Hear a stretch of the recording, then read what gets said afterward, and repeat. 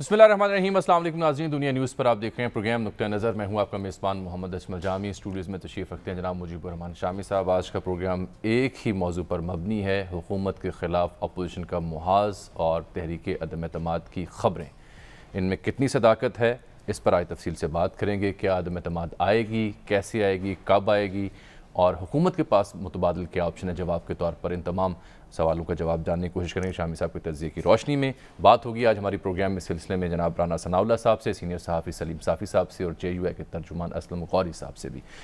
तो शामी साहब, सूरत हाल ये है कि कल मौलाना के हवाले से ख़बर आई, गैर रस्मी गुफ्तगू उन्होंने सहाफ़ियों से की कि 48 से 24 घंटों में तहरीक अदम एतमाद लाएँगे। फिर ख़बर ये आई कि 80 से ज़ायद अपोजिशन के जो अरकान हैं उनके दस्तखत से तहरीक अदम एतमाद का मुसवदा तैयार हो चुका है। फिर तीसरी ख़बर ये आई कि जो 3 बड़े हैं PDM के, शहबाज शरीफ साहब, मौलाना और जरदारी साहब, इनके बीच में ये हम आहंगी हो चुकी है कि जी तहरीक अदम एतमाद के लिए तैयारी मुकम्मल है। कल हमने प्रोग्राम में ख़बर ब्रेक की थी कि जो 9 रुकनी कमेटी है उसने ग्रीन सिग्नल दिया था, उसकी बुनियाद पे इन बड़ों ने फ़ैसला किया कि जल्द लाई जाएगी।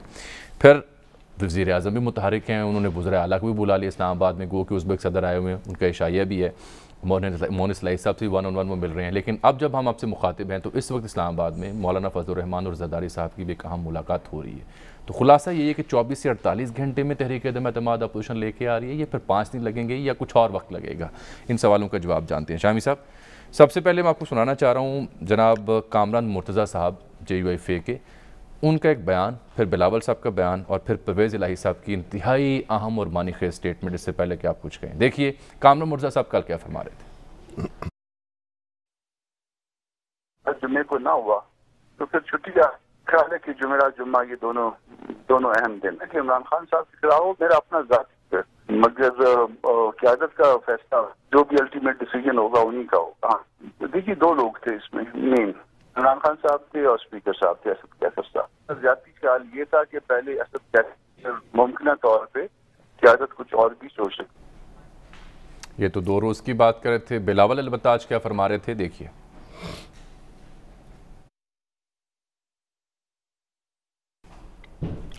देखिए एक और बयान में बिलावल क्या फरमा रहे हैं। हम उम्मीद रखते हैं कि PMLQ अपोजिशन का वज़ीर आज़म का उम्मीदवार को वोट दे।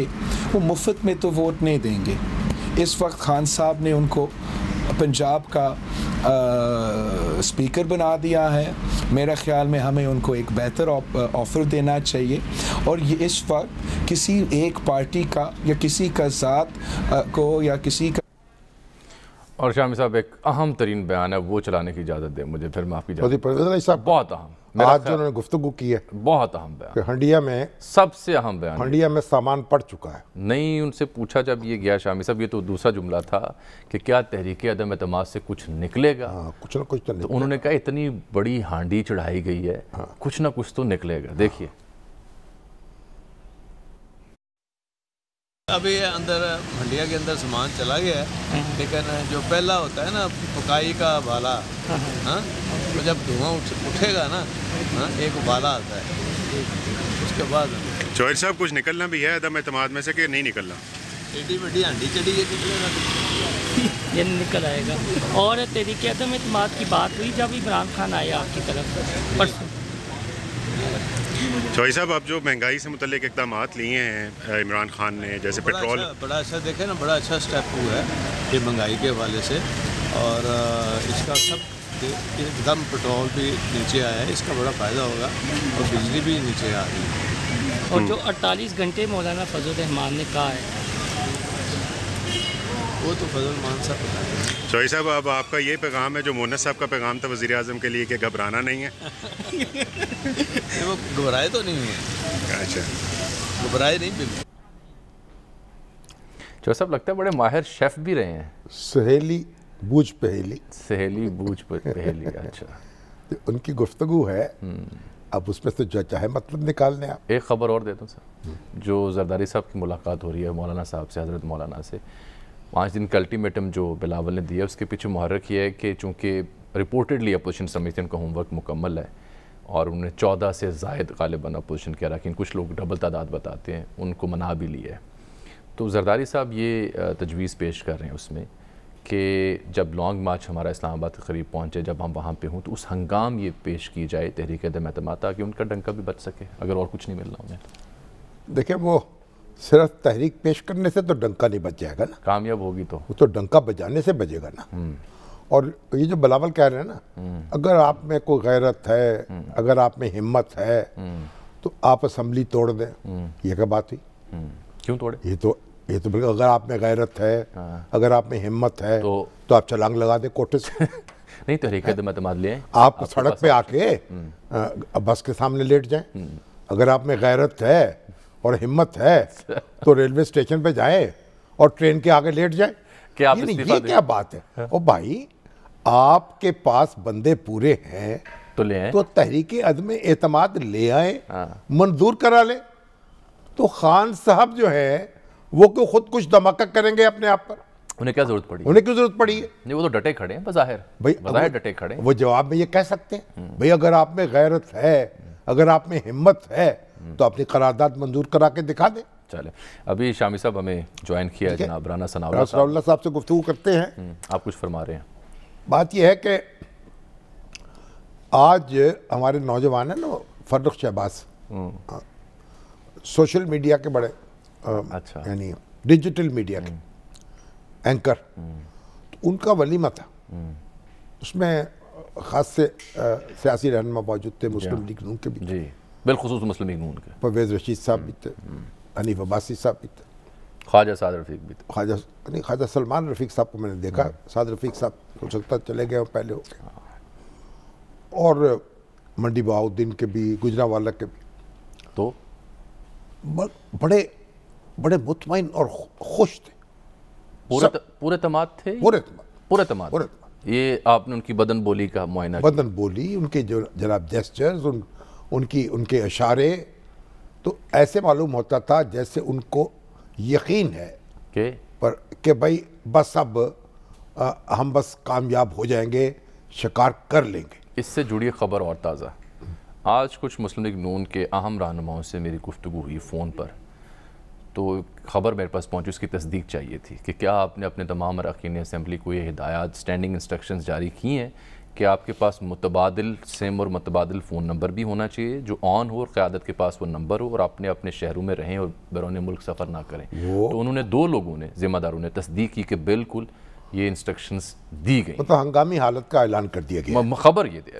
اور ہمارے حفیظ اللہ نیازی صاحب جو ہیں وہ تحریک عدم اعتماد کے نقصانات پہ اور فوائد پہ روشنی ڈال رہے تھے۔ نہیں، نقصان پہ ان کا فوکس تھا یا فوائد پہ؟ نقصان پہ۔ نقصان، اچھا، ہاں، یہ تو سورج کہاں سے چڑھا ہے؟ ان کی بات کچھ سنی انسنی ہو رہی تھی۔ اچھا، ہاں، مطلب لوگ یکسو تھے کہ بھئی اب تو قافلہ جو ہے وہ بڑھ چکا ہے، اب یہ موضوع نہیں ہے کہ ہونا چاہیے یا نہیں ہونا چاہیے۔ وزیر اعظم ڈٹے ہیں، وہ ڈٹ کے کھڑا رہنا چاہتے ہیں، لیکن وزیر اعظم کی جو قانونی سرکل ہے، قانونی ٹیم ہے، اس میں کسی ایک جگہ بڑا ہم ایک شخص ہیں، ان سے میری آج بات ہو رہی تھی، تو انہوں نے باتوں میں نہیں بلکہ برملا اظہار کیا کہ جی کام اس بار سنجیدہ ہے، دیکھنا ہوگا کیسے۔ یہ اب اصل میں یہ بات ہے کہ پہلے وار کون کرتا، پہلے اعتماد کی عدم اعتماد کی تحریک جو ہے کیا سپیکر کے خلاف آئے گی یا پہلے حلے میں وزیر اعظم کے خلاف آئی؟ تو پہلے تو یہ بات کر لیتے ہیں، آ بھی رہی ہے، نہیں آ رہی تو رانا ثناءاللہ صاحب اس وقت ٹیلی فون لائن پر موجود ہیں، پاکستان مسلم لیگ کے سینئر رہنما، ان سے بات کرتے ہیں۔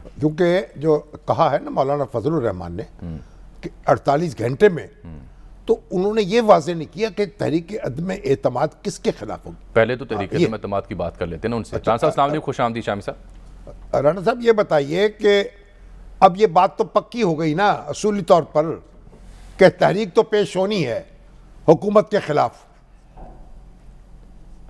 دیکھو، اصولی طور پہ یہ فیصلہ تو بہت پہلے کا ہو چکا، اور متحدہ اپوزیشن جس میں JUIF، پیپلز پارٹی اور PMLN موجود ہے، اصولی طور پہ یہ فیصلہ ہوا کہ عدم اعتماد کی تحریک جو ہے حکومت کے خلاف لائی جائے۔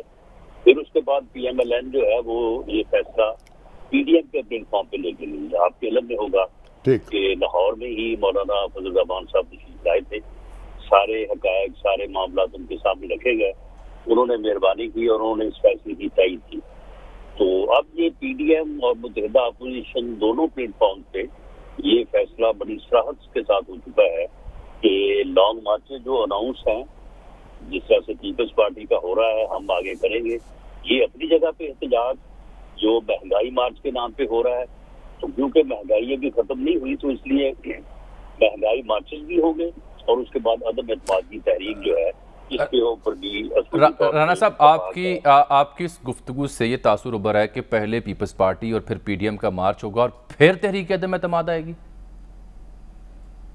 نہیں، میں بالکل ایسے نہیں کہہ رہا. میں یہ عرض کر رہا ہوں کہ لانگ جو مہنگائی مارچز ہیں وہ اپنے وقت پہ ہوں گے اور عدم اعتماد کی تحریک جو ہے وہ اپنے مناسب وقت پہ جو ہے وہ لائی جائے گی.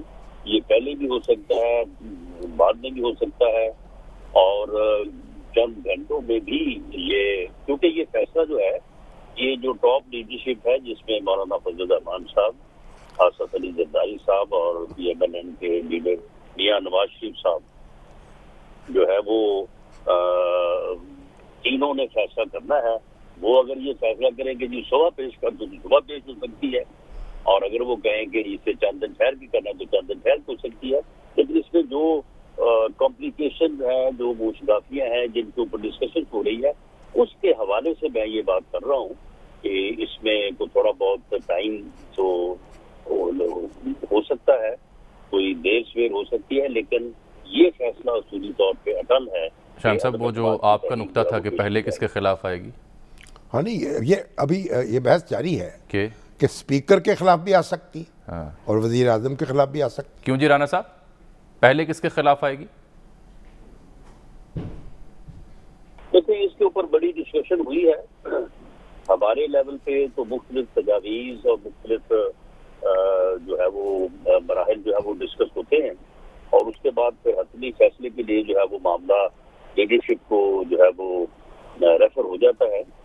تو یہ معاملہ جو ہے اس کی اپنی کمپلیکیشنز ہیں، اسپیکر کے خلاف جائیں یا پھر براہ راست پی ایم کے خلاف جائیں تو اس کے اپنے اپنے جو ہے وہ نیگیٹو پازیٹیو پوائنٹس ہیں. تو یہ چیزیں بھی جو ہیں یہ لیڈرشپ کی طرف ریفر ہو چکی ہیں. تو لیڈرشپ اس میں جو بھی فیصلہ کرے گی کہ اس کی ٹائمنگ کا اور اس کے طریقہ کار کا تو اس کے مطابق جو ہے وہ پھر اس حکم کو جو ہے وہ دے دیا جائے گا. اچھا عمران صاحب، کیا یہ بات درست ہے کہ اپوزیشن نے 80 سے زائد اراکین اسمبلی کی تحریک عدم اعتماد کے مسودے پر دستخط کروا کے رکھ لیے ہیں؟ آپ اس کی تصدیق کریں گے کہ ایسا ہو چکا ہے؟ دیکھیں میں اس کی تصدیق یا تردید کرنے کی پوزیشن میں نہیں ہوں کیونکہ ممبرز کے سگنیچر جو ہے وہ اعتماد کی بنیاد پہ موجود ہوتے ہیں اور جب بھی کوئی تحریک پیش کرنی ہو تو دستخط جو ہے وہ ممبر سے لے لیے جاتے ہیں، وہ قبل از وقت بھی لے لیے جاتے ہیں اور عین وقت پہ بھی جو ہے وہ ممبرز کا سب کا فوری طور پہ اکٹھا ہونا بعض صورتوں میں ممکن نہیں ہوتا. تو اس قسم کی جو پریپریشنز ہیں وہ جن کے ذمے ہیں وہ اپنا اپنا کام جو ہے وہ کر رہے ہیں اور اس میں کوئی اچنبے کی بات نہیں ہے اگر دستخط وغیرہ جو ہے وہ اگر اپوزیشن آفس میں حاصل. اچھا سر، ایک موضوع یہ بھی زیر بحث تھا کہ پاکستان مسلم لیگ نون اگر تحریک عدم اعتماد کامیاب ہوتی ہے تو جلد اور فوری الیکشنز کے حق میں ہے، جبکہ پیپلز پارٹی غالباً چاہتی ہے کہ باقی ماندہ مدت پوری کی جائے. تو کیا اب پیپلز پارٹی آپ کی رائے سے متفق ہو چکی ہے کہ تحریک عدم اعتماد کامیاب ہونے کی صورت میں فوراً الیکشن کی جانب جانا چاہیے؟ دیکھیں اس میں جلد انتخابات سے ہرگز یہ مراد نہیں ہے کہ اگلے روز ہی جو ہے وہ الیکشن کمیشن جو ہے وہ ڈیٹ فکس کر دے گا اور دیر سے مراد یہ بھی نہیں ہے کہ جی پورا جو ہے وہ 13 اگست یا 6 اگست جو بھی ڈیٹ بنتی ہے اس تک جو ہے وہ پہنچا جائے گا. یہ الیکشن یہ ہے آخری سال ہے تو اس میں بعض چیزیں ایسی ضرور ہوں گی جو کہ نئی گورنمنٹ کے ایجنڈے پہ ہوں گی جن کو پہلے جو ہے وہ کیا جائے گا اور اس کے بعد یہ ممکن ہو سکے گا کہ فری اینڈ فیئر الیکشن ہو. کیونکہ فری اینڈ فیئر الیکشن جو ہے یہ پاکستان مسلم لیگ نون کی اور باقی جماعتوں کی بھی ایک ترجیحی بلکہ بنیادی ایک ڈیمانڈ ہے اور ہم سمجھتے ہیں کہ اگلا الیکشن جو ہے اس کا فری اور فیئر ہونا یہ صرف سیاسی جماعتوں کی نہیں یا جمہوریت کی نہیں، یہ پاکستان کی ضرورت ہے اور ایک ایسا الیکشن جس کے اوپر سب کا اعتماد ہو اس مقصد کے لیے جو انتظامات ضروری ہوئے ان میں ٹائم لگ سکتا ہے، اور اتنا ٹائم تو خیر نئی گورنمنٹ کو ملنا چاہیے، اسے لینا چاہیے، تاکہ یہ جو قضیہ ہے یہ ہمیشہ کے لیے حل ہو جائے اور ملک میں فری اینڈ فیئر الیکشن ہو، اور جن لوگوں کو عوام ووٹ دیں اس ووٹ کی عزت ہو، اور اس کے مطابق اس میں ایک ایلیمنٹ یہ بھی زیر بحث ہمارے یہاں رہتا ہے نا کہ کیا متعلقہ حلقے نیوٹرل ہیں یا نہیں ہیں، اس بارے میں اپوزیشن رہنماؤں سے پوچھا جاتا ہے اکثر، تو آپ کو لگتا ہے کہ صورتحال کچھ نیوٹرلٹی کی ہے بظاہر؟ مجھے تو یہی لگ رہا ہے۔ اچھا، ہاں، اعتماد کا لیول تو یہی بتاتا ہے اپوزیشن کا۔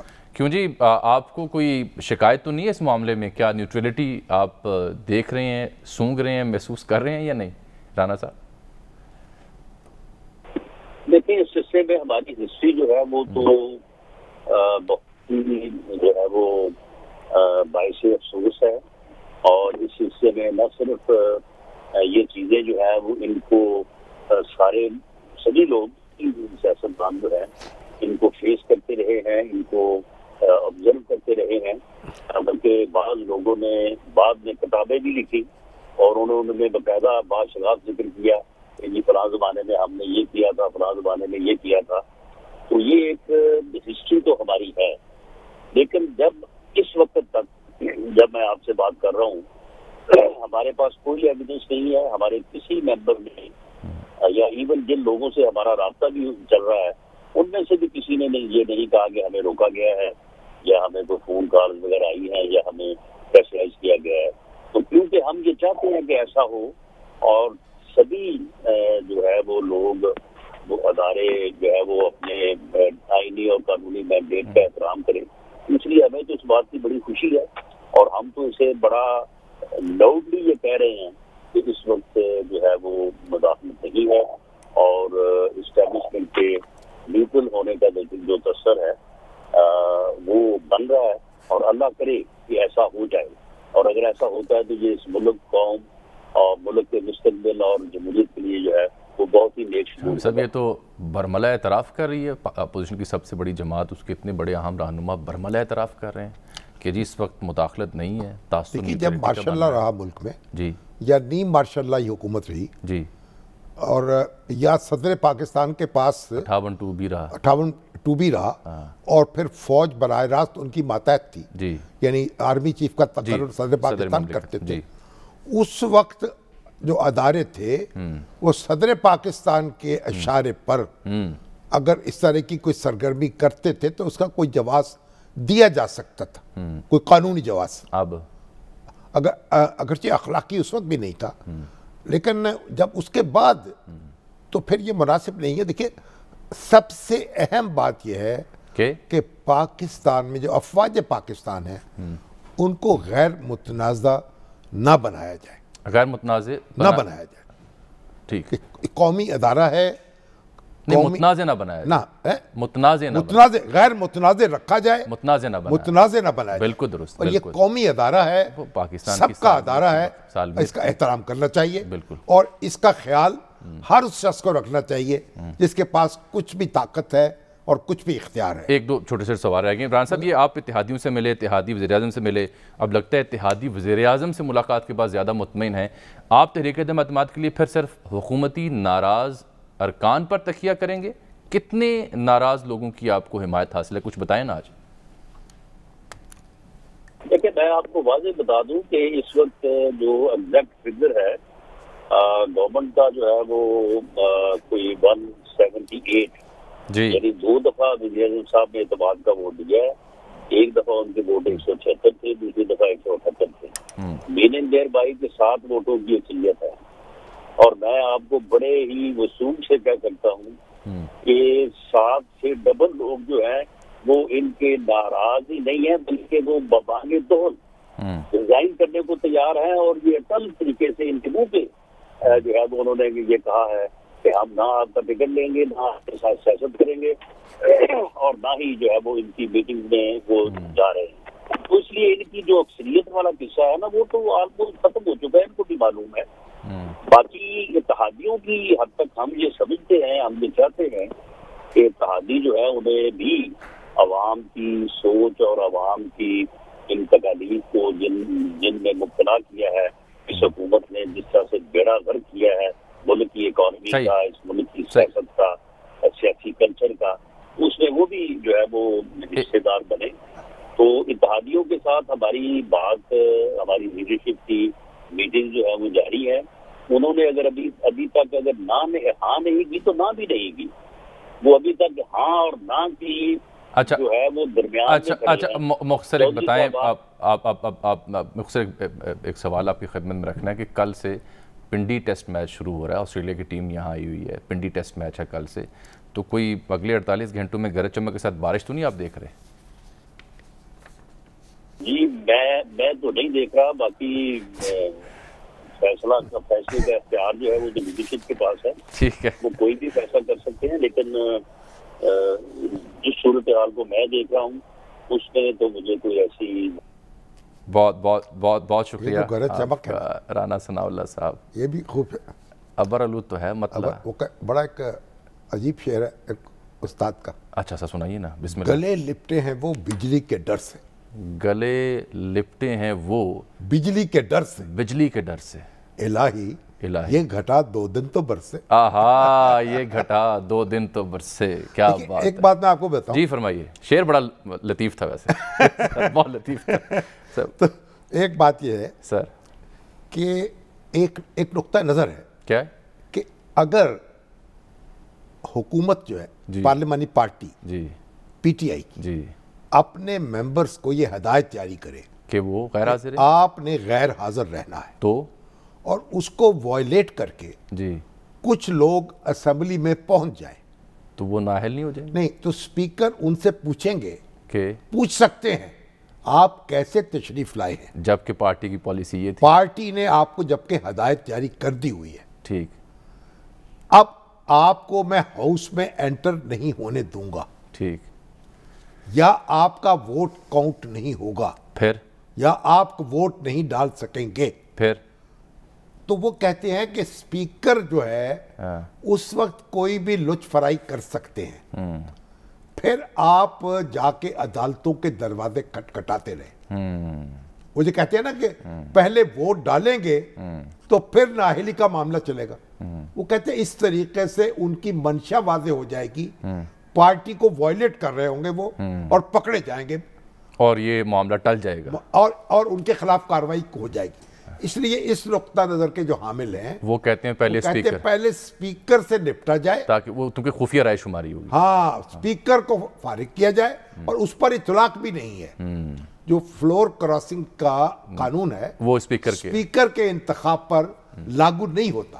ٹھیک, تو وزیر اعظم کی تحریک اعتماد یا عدم اعتماد پر لاگو ہوتا ہے, اور یا منی بل پہ یعنی بجٹ کے پاس کرتے ہو. تو اس لیے وہ کہتے ہیں بڑا دلچسپ نقطہ جو کہ محفوظ اپنے آپ کو بنانے کے لیے اسپیکر پہ وار کی, اسپیکر کو تبدیل کرنا ضروری ہے. دیکھتے ہیں اب دیکھتے ہیں کہ کیا کرتے اس پہ, کیونکہ پھر بعد میں عدالتوں کے دروازے کھٹکھٹانے سے لمبی گیم ہو جائے, تو لمبی گیم ہو جائے گی یا ہو سکتی ہے. ایک بریک آ رہی ہے, بریک کے بعد واپس آتے ہیں تو جائزہ لیتے ہیں کہ حکومت کے پاس اور کیا آپشنز ہیں, اور حضرت مولانا اور زرداری صاحب کی ملاقات میں کیا طے پا رہا ہے. اسلام آباد سے کچھ اور خبریں ایک بریک کے بعد.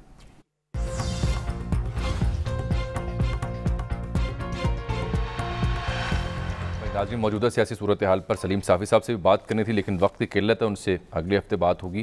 غوری صاحب سے بھی بات کرنی تھی JUIFA کے حوالے سے, وہ بھی اگلے ہفتے تک ہم موقوف کر دیتے ہیں. سر دست سوال سر ہے اتحادیوں کے حوالے سے, کیونکہ ابھی مونس الہی صاحب نے ٹویٹ کیا کچھ دیر پہلے کہ وزیر اعظم سے اور صدر عمر صاحب سے ملا ہوں, اور اس بات کا ہم نے عہد کیا ہے کہ پاکستان کی بہتری کے لیے مل کر چلیں گے, کیونکہ جو نسلوں سے ہم کمٹمنٹ کو آنر کرنے کے لیے جانے جاتے ہیں.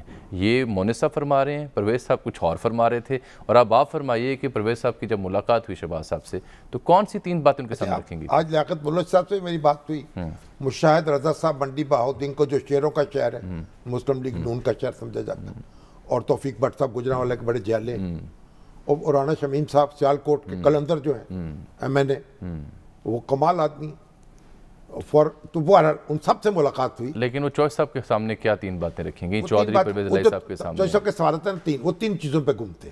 کیا 3؟ ایک تو یہ کہ آئندہ جو حکومت ہے نا وہ مدت پوری کرے گی یا نہیں, ये परवेज़ इलाही साहब का सवाल था। हाँ, मैंने जो मेरा जो असेस किया या मुझे जो मालूमात आइंदा बनने वाली हुकूमत जो है उसकी उम्र क्या होगी? बहुत वैलिड सवाल है। दूसरी बात ये कि वजीर आज़म और वजीर आला कौन होंगे तब्दीली की सूरत में।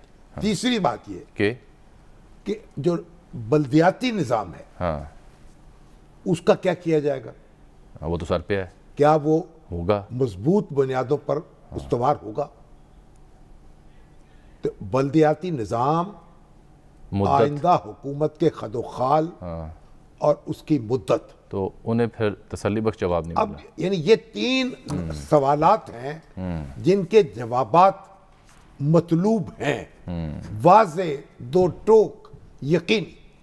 बसूरत दीगर मोनिस इलाही साहब की तरह यकीन दहानी कराई जाती रहेगी। मोनिस इलाही साहब मोनिस इलाही हैं, परवेज़ इलाही साहब परवेज़ इलाही हैं, चौधरी शुजात हुसैन चौधरी शुजात हुसैन है, लेकिन है तीनों चौधरी। लेकिन आप ये समझ रहे हैं कि सूरत हाल संजीदा हुई है? संजीदा संजीदगी नजर आ रही है मुझे। अपोजिशन के तेवर ऐसे हैं। अब आगे क्या होता है, किस तरह होता है, कि यही होता है, ये बात की बात है। ठीक, अच्छा सर, जाने से पहले एक बहुत अहम खबर आज की ये कि पाक बहरिया ने एक बार फिर भारतीय आबदूज का सुराग लगाया है।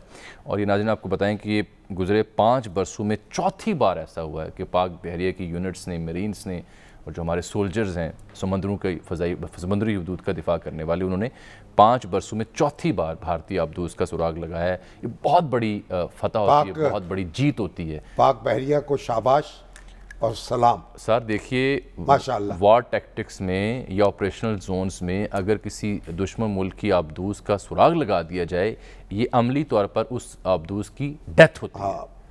माशाअल्लाह, अल्लाह ताला उनको मज़ीद ये तौफीक अता फरमाए, ताकत अता फरमाए, सलाहियत अता फरमाए अपना नक्श जमाने की। पानी पर नक्श जमाना कोई आसान बात है? क्या बात है। अच्छा, एक बात ये है, हमारे दोस्त तैयब गुलजार इस्लामी जमील तलबा के रहनुमा रहे, जमात इस्लामी के रहे, प्रोफेसर अंग्रेजी के उस्ताद थे, रिटायर हुए, फिर ख्वातीन की तालीम के लिए एक इंस्टीट्यूट कायम किया, और फिर अब तो सबा न्यूज़ एजेंसी उसके चीफ एग्जीक्यूटिव थे। कमाल आदमी थे, रुखसत हो गए दुनिया से, बस क्या करूं। अब नाज़रीन, अभी प्रोग्राम में एक ब्रेक, मिलते हैं इस ब्रेक के बाद।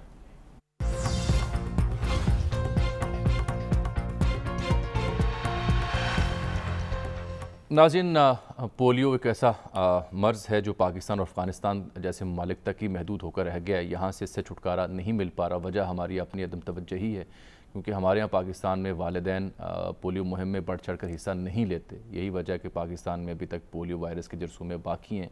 और ये आपके इल्म में होगा कि 5 साल से कम उम्र के बच्चों को ये उनकी क़ुव्वत मुदाफ़अत पर हमला करता है, जिससे असाबी निज़ाम शल होकर रह जाता है। बच्चे सारी उम्र के लिए अपाहज हो जाते हैं। लेकिन इसका इलाज मौजूद है। इलाज पोलियो वैक्सीन है। 1998 में पूरी दुनिया इस वायरस के ख़िलाफ़ हरकत में आई और वैक्सीनेशन के प्रोग्राम पूरी दुनिया में लॉन्च किए गए, जिसकी बरकत से, जिसकी बदौलत पूरी दुनिया से इस वायरस का ख़ात्मा मुमकिन बनाया गया, मां सिवाय पाकिस्तान के या अफ़गानिस्तान के। और वजह वही हमारी अदम तवज्जुही।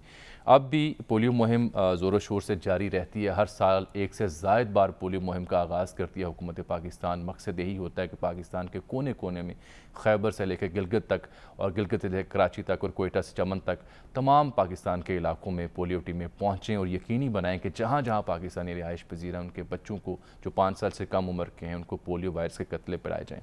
लेकिन इसमें ये हदफ उस वक्त तक मुमकिन नहीं जब तक कि वालिदैन ताउन ना करें, जब तक वालिदैन ये यकीनी न बनाएं कि उनके बच्चे पोलियो वायरस के कतरे पी रहे हैं। सबसे बड़ी हर्डल इस सिलसिले में वो अफवाहें रही हैं, वो जाली और फेक रिपोर्ट्स रही हैं, जिनके ज़रिए पोलियो वायरस के ख़िलाफ़ प्रोपेगेंडा किया गया। इस पोलियो जो वैक्सीन है उसके ख़िलाफ़ प्रोपेगेंडा किया गया कि ये सेहतमंद नहीं है या इससे इंसान को जिस्मानी या जहनी या जिनसी तौर पर नुकसान हो सकता है। हालांकि ये सारी रिपोर्ट्स फेक थीं, जाली थीं, और इसके ऊपर साइंस भी, उलमा इकराम भी तस्दीक करते हैं कि ऐसी फेक रिपोर्ट्स पर कान मत धरें और यकीनी बनाएं कि आपके बच्चे जो 5 साल से कम उम्र के हैं वो पोलियो वायरस की वैक्सीन पिएँ। यही वो वाहिद तरीका है जिससे आप पोलियो वायरस से छुटकारा हासिल पा सकते हैं। इसके साथ ही आज का प्रोग्राम वक्त यहाँ ख़त्म हुआ। चाहते हैं आपसे मुलाकात होगी अगले प्रोग्राम में। तब तक के लिए अल्लाह।